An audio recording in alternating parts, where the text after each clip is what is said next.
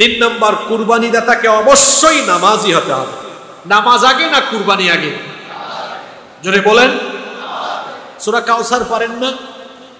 ইন্না আ'তাইনাকাল কাউসার, তারপরে কি? ফাসাল্লি, এটা অর্থ ফাসাল্লি লিরাব্বিকা, অতঃপর আপনার রবের জন্য আপনি সালাত আদায় করুন, ওয়ানহার, এবং কুরবানি করুন। এই আয়াতে কুরবানির কথা আগে না নামাজের কথা আগে?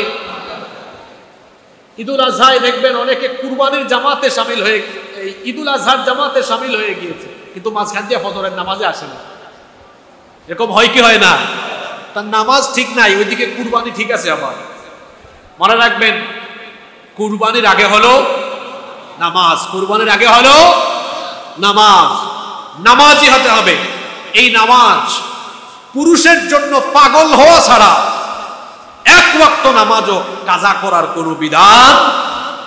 নাম্বার 4, 4 নম্বর, এই কুরবানি কেবলমাত্র আল্লাহর সন্তুষ্টির জন্য হতে হবে। আল্লাহর সন্তুষ্টি ছাড়া অন্য কোনো উদ্দেশ্য যেন মনের ভেতরে না থাকে।